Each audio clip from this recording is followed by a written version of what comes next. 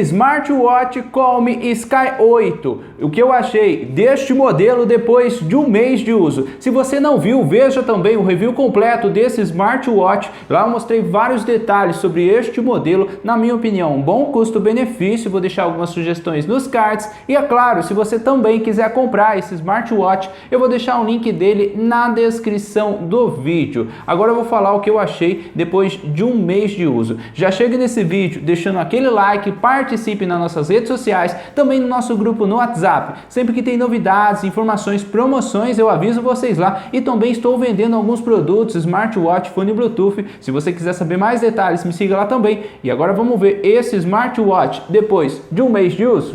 E caso você queira comprar este smartwatch, eu vou deixar o link da loja Calm oficial aqui no AliExpress. Você pode escolher entre essas 4 opções. Ele que está custando de 140 a 145 reais no momento que eu estou gravando esse vídeo, com um preço promocional e frete grátis. Se você quiser garantir qualquer um dessas opções, se você quiser garantir este modelo, eu vou deixar o link na descrição do vídeo.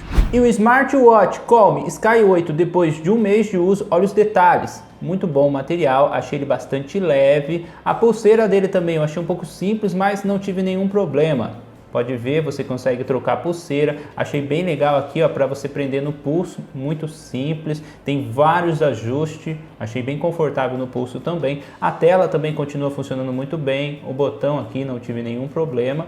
Achei bem legal este modelo e continua funcionando muito bem depois de um mês de uso. E depois eu vou mostrar também alguns testes no sensor. Aqui a caixa dele, que mostra mais alguns detalhes sobre a resolução da tela, processador, bateria IP67. O smartwatch muito bom. Aqui algumas funções, você consegue ver mensagens. Aqui sobre o brilho da tela também não tive nenhum problema com o brilho da tela. Achei bem forte, ó.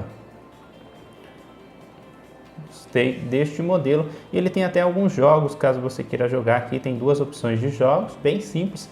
Mas pelo preço eu achei muito bom, não tive nenhum problema com esse smartwatch depois de um mês de uso. Coloquei o smartwatch no pulso, achei ele bem confortável, fiz um pequeno teste, ele está marcando certos passos, calorias. O que eu não gostei muito deste modelo é que eu achei um pouco simples os sensores dele, tanto para medir os batimentos cardíacos, pressão arterial e também oxigênio no sangue, eu achei um pouco simples em comparação com outros modelos que eu já testei. Eu achei ele bastante leve, o material parece que é bom, da tela também o touch não tive nenhum problema, continua funcionando muito bem, o botão também para travar, destravar. As opções que tem aqui também todas continuam funcionando muito bem.